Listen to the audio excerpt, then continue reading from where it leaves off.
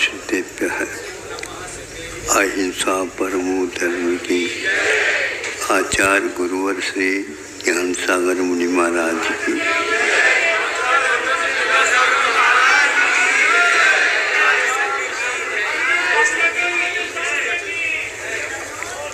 आज आप लोगों ने पर्व के आधे दिन निकाले और 5 दिनों में आपको तत्व सूत्र के पाठ एवं संक्षेप उसका अर्थ रखा गया सामने। चर्चाएं भी कुछ हो गई।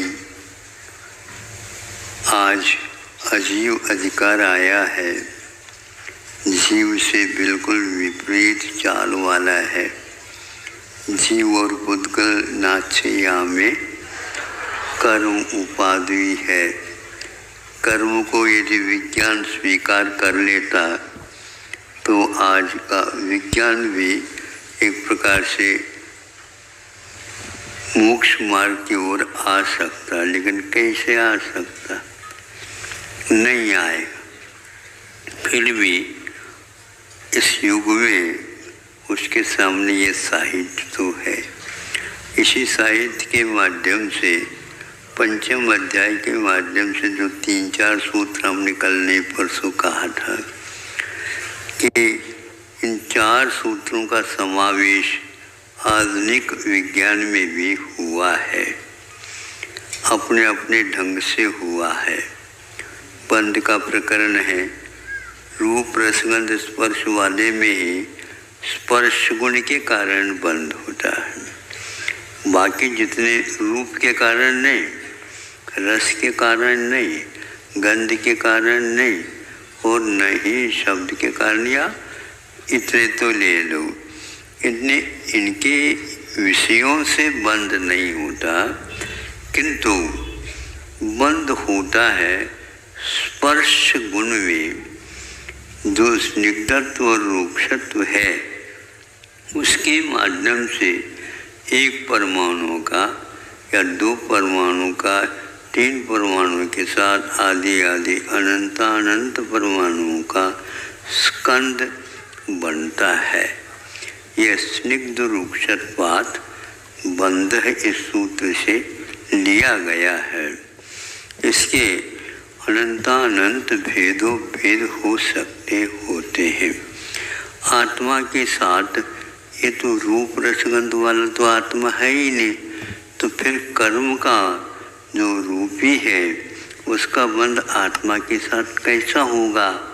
तो आचार्य कहते हैं या संक्षेप से जीव के लिए जो कहा है वही वर्तमान में जीव अमूर्त न रह करके मूर्त रूप में है, इसलिए उसके साथ भी बंध हो सकता है। इसे बंध के कारण क्या है? जैसे पुद्गल में स्निग्धत्व और रूक्षत्व है, तो आचार्य कहते हैं राग और द्वेष यही स्निग्धत्व और रूक्षत्व को लेकर के चल रहे हैं। आत्मा में यदि रूक्षत्व द्वेष नहीं होता, आत्मा में यदि राग स्निग्धत्व नहीं होता, तो वह अन्य द्रव्यों के साथ बंध को प्राप्त नहीं होता। इससे स्पष्ट है आत्मा के राग द्वेष परिणाम यद्यपि आत्मा में है, किंतु वह नैमित्तिक है। नैमित्तिक मतलब पर द्रव्य के योग से, यानी अजीव का अजीव के साथ सोबत होने से, संपर्क होने से, उसके आवश्यकता समझने से यह बंध की व्यवस्था हुई है। इसलिए आपको बहुत सावधानी के साथ चलना है कि राग और द्वेष यह स्निग्ध और रूक्ष के रूप में है। राग को तो आप स्वीकार करते हैं, अच्छा लगता है, लेकिन द्वेष को नहीं। जिस प्रकार द्वेष से आप नाक मरोड़ लेते हो, उसी प्रकार आप बहुत अपने ऊपर उपकार हो जाएगा, दूसरे के ऊपर नहीं, कि आप बच जाओगे। नहीं तो आपकी नाक हमेशा हमेशा राग के विषय को लेकर के फूलती रहती है, नहीं समझे, और दूसरे के वैभव को लेकर के भी फूलती रहती है। इस प्रकार यह राग द्वेष का माया बाजार है। हमें संसार को ठीक ठाक नहीं करना है। अपना संसार राग और द्वेषात्मक है। स्निग्ध रूक्षत्वात् बंध होता है तो ये दोनों चिकनाहट और रूखापन, चिकनाहट मैंने मित्र, रूखापन यानी शत्रु, शत्रु के प्रति रूखापन होता है, मित्र के प्रति स्नेह होता है। ये दोनों ही भाव एक प्रकार से संस्कार के कारण हैं। इनको दूर करना, इसलिए तत्व सूत्र में जीव और अजीव दोनों की स्थापना के बाद ही आश्रव और बंध, संवर और निर्जरा और उससे छुटकारा मोक्ष, इस प्रकार व्याख्यान किया है संक्षेप से, किंतु बहुत महत्वपूर्ण एक ग्रंथ है। इसके माध्यम से आप अपने मार्ग को प्रशस्त कर सकते हैं। एक और बात कही इसमें, बंदे दिको पारिणामिको च, यदि बंद हो जाता है फिर अधिकार किसका किसके ऊपर होगा? तो आचार्य कहते हैं आत्मा का हमेशा हमेशा अधिकार रहेगा। कथनचित पुद्गल का भी रह सकता है, किंतु वह कथनचित रखा, क्योंकि यदि हम राग द्वेष नहीं करना चाहें पुद्गल हठात नहीं कर सकता। हाँ, फिर भी ऐसी दशाएं होती है, आत्मा में राग उत्पन्न हो ही जाता है। वह एक प्रकार से पुद्गल के संयोग अनंत काल से है, इसलिए उसको वह इस प्रकार होना पड़ता है। लेकिन एक चुटकी बजाने में 70 करोड़ का बंद होता है, और उतने ही काल में वह उस 70 करोड़ बंद को भी अंतर्मुख रख सकता है और अंतर्मुख में उसको समाप्त भी कर सकता है। इतनी क्षमता हमारे पास है। जब वह जैसा होगा वैसा होगा तो वो भी कर्म फूटा ही कहता है। अपना आत्मा का पौरुष है इसके पास, पुरुषार्थ के द्वारा वह कर्म कर सकता है, तो कर्म को साफ भी कर सकता है। प्रमाद के कारण वह कर्मों से बंध को प्राप्त हुआ तो प्रमाद रहित होता है। बंदे दिको पारिणामिको विषय, बंद होने के उपरांत वह अधिक वाला, दो से जो अधिक होता वह पारिणामिक होता है, परिणामी होता है, और जो दूसरा है वो पारिणामिक।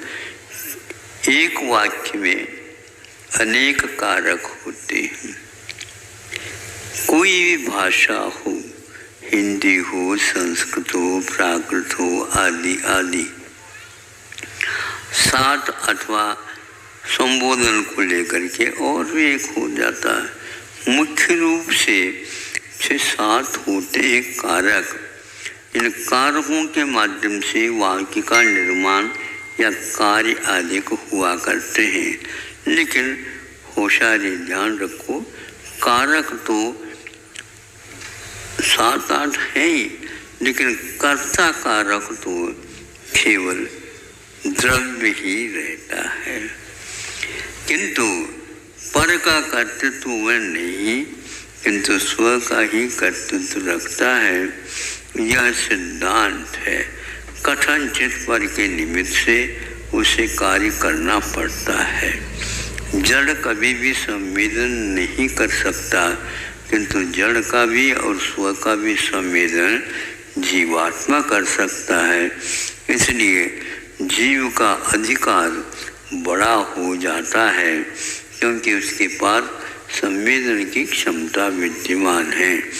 अज्ञान के कारण वह दूसरे के साथ सिद्धत्व रूपशत्वी व्यवहार से बंध को प्राप्त हुआ, किंतु वह अच्छा काम करेगा निश्चित रूप से मुक्ति पाता है। जेल में कोई अनेक प्रकार के कुकृत्य करते हैं तो उनका बंधन जेल में हो जाता है, किंतु बाद में वह जाकर के पश्चाताप करता है और सही मार्ग पर आ जाता है तो मान लीजिए 20 साल का सज़ा भी उसे माफ़ कर दिया जाता कभी कभी, और वह उसके माध्यम से अपने जीवन की उन्नति कर सकता है। जेल में रहते हुए एक कैदी भी अपनी उन्नति करता है, तो देह रूपी जेल में रहने वाले आत्मराम भी कर सकता है, इसमें कोई संदेह नहीं है। इतने से संक्षेप से कुछ विलम्ब हुआ था हमें भी, अब संक्षेप से हमने उन तो सारभूत जो कुछ भी तत्व था जो आपके सामने रख दिया। अहिंसा परमो धर्म।